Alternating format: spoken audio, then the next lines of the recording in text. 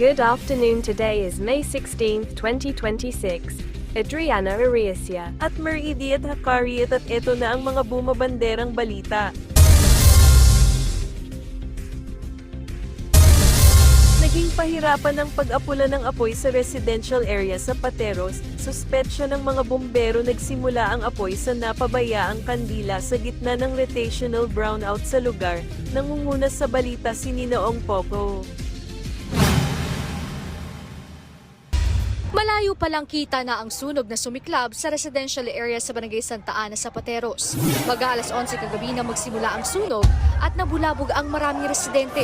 Ayon sa isa sa mga nasunugan na si Albert, sinubukan pa nilang apulahin ang sunog pero mabilis itong kumalat. Nakatambay po kami sa labas tapos bigla na lang po may sumisigaw po na may nasunog daw po sa taas po sa kapitbahay po namin. Ang plan po namin is like apulahin po namin yung mga ayun yung apoy po. Nung pagpasok po namin paglabas pagtingin ko po bigla pong lumiyab po ng malakas and then ayun po nagkanik na po lahat ng tao. Mabilis po yung pangyayari. Nahirapan ang mga bumbero sa pag-apula dahil sa mga makitid na eskinita. Unang-una napakalayo. Kailangan namin magladlad ng hose. Tapos lahat ng fire truck nasa labas lang, walang makapasok dahil sa kipot ng daan. Tumagal din ng halos 1 oras bago idineklarang under control ang sunog. 10 pamilya o hindi bababa sa 38 individual ang nasunugan. 2 residente naman ang sugatan matapos umanong mahiwa sa yero habang tumutulong sa pag-apula ng apoy. Nahirapan din silang huminga dahil sa makapal na usok. Ayon sa isang residente, posibleng sa kandila nagsimula ang sunog lalo't brownout din noon sa lugar. Nag-brownout Siguro nadali siguro ang mga kurtina. Yun ang umpisa doon sa sulog. Sumiklab agad. Light materials lang nila sa taas. Bilis yun. Ganyan din ang lumalabas sa inisyal na investigasyon ng BFP.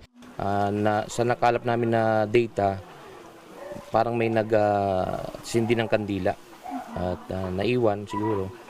Pero still under investigation pa rin yan. Panawagan naman ng mga nasunugan. Sana po kung mayroong mga makatulong sa amin sa bahay namin na nasusunog, alam ko mayroon kayong magagandang puso, lalo-lalo na sa mga senador na may kaya sa buhay, may yaman na. Dapat yan yung kaming mga dukha, tulungan nila nga makabangon kami muli. Nagbabalita mula sa Frontline, Nina Ong Pauco, News 5. Arestado ang 2 lalaking nagtutulak ng ilegal na droga sa Quezon City. Ang mga sospek pinili pang gawin ang bentahan sa tabi ng simbahan. Nangunguna sa balita si Carol De Asa. Sa parking lot sa tabi ng isang simbahan sa Barangay Santo Domingo, Quezon City, naaresto ang 2 lalaking ito dahil sa pagbebenta ng iligal na droga. Nakuha sa kanila ang nasa 1.7 million pesos na halaga ng shabu. Ayon sa pulisya, nakatanggap sila ng impormasyon na may bentahan ng droga kaya agad ikinasa ang operasyon. Unang napagkasunduan ang transaksyon ay magaganap sa Muntinlupa at nalipat ito sa Taguig dahil pabago-bago ang isip ng mga suspect at kinalaunan ay bumagsak na dito sa Quezon City. Nagpanggap na buyer ang pulis. Nang maabot na ang 13,000 pesos na buy bus money, dito na inaresto ang 2. Kinilala ang mga suspect na sina alias Joshua, 30 anyos, at alias John Paul, 33 anyos, na parehong residente ng Taguig City. Na-recover mula sa kanila ang 250 gramo ng shabu, 2 cellphones, buy bus money, baril, at ang kotse na ginamit. No comment po ako. Tungkol naman doon sa baril. Ano? Opo, akin po. Bakit kami baril? Para proteksyonan po yung aming bahay. No comment po. Ano lang po ako, ka-rental po ako. Hindi ko po alam yung ano. Yung kung ano pong nangyari. Nahaharap ang mga sospek sa kasong paglabag sa RA 9165 o Comprehensive Dangerous Drugs Act of 2002, habang si alias John Paul ay kakasuhan din ng paglabag sa RA 10591 o yung Comprehensive Firearms and Ammunition Act. Nagbabalita mula sa Frontline, Carol De Asa, News 5!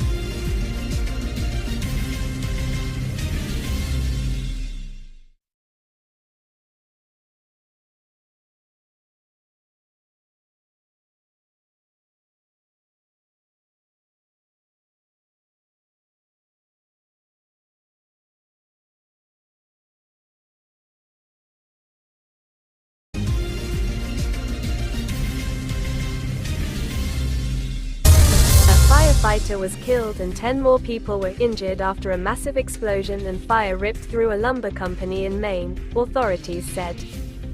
Tonight, an apocalyptic scene after a catastrophic explosion and fire ripped through a lumber company in Maine. Late today, authorities confirming a firefighter was killed, 10 more people injured, several in critical condition. There's been a huge explosion. The silo just exploded. Multiple firefighters injured and burning. We need more help here now, immediately. Dramatic drone video showing fierce flames ripping through Robbins Lumber Mill in Searsmont, about 90 minutes northeast of Portland. The roof of a large building collapsing. Firefighters pouring water on the smoldering wreckage. Need to treat this as a mass casualty incident. Authorities sending every fire department in the county to the scene shortly after 10 a.m. At least 3 fire trucks destroyed. I walked up to this very chaotic scene initially because of the magnitude of the fire involvement and the amount of sheer buildings that were on fire, faced with the limited resources the fire departments had. Tonight, the owners of the company, which was founded in the late 1800s, devastated. A hugely devastating day for the family. We feel for the first responders, the family, the employees. An Iraqi national is in U.S. custody after prosecutors accused him of orchestrating terror attacks around the world, taking aim at American and Jewish targets in retaliation for the war in Iran. Tonight, an Iraqi national is in U.S. custody accused of orchestrating terror attacks like these, taking aim at American and Jewish targets around the world in retaliation for the war in Iran. Federal prosecutors charging Mohammed al-Sadi with a slew of terror-related crimes, alleging he coordinated 20 terror attacks in Europe and Canada in the last 3 months and eyed additional attacks in the U.S., identifying targets in California, Arizona, and New York City. He has been trying to inspire jihad around the world through the internet. Prosecutors linked al-Sadi to this stabbing in London that left 2 Jewish men, including an American citizen, seriously injured. Drop the knife! To this attempted arson at Bank of New York Mellon in Amsterdam, and this firebombing of a synagogue in North Macedonia. Al-Sadi was apprehended this week in Turkey. In court today, he claimed he's a political prisoner being persecuted for his ties to Iranian General Qasem Soleimani, the military commander killed by a U.S. airstrike in 2020. He's essentially being subjected to a political prosecution, and that he's a prisoner of war and should be treated as such. Joining with a Filipino gacha tuber Meridiat before I leave on this show on next Saturday. Due to my cutoff, also I need to focus on my family and my friends like Audrey Foxy Plays and Meridiat. You make some shout-outs? Okay, so shoutout nga pala sa pamilya ko at shoutout din sa mga kaibigan ko. At eto nga, salamat kay Mr. Mang Bactol, ang chief ng PCCTV News, sa aking pagbisita as well sa May 30. Makakasama nyo na ako sa Una sa Lahat Saturday edition. Adrina, why you live in the show? Why? Because I need going back to Malaysia and I'm focusing on my family and my friends. Do you like Audrey Foxy Plays? She's Malaysian gacha tuber just like me.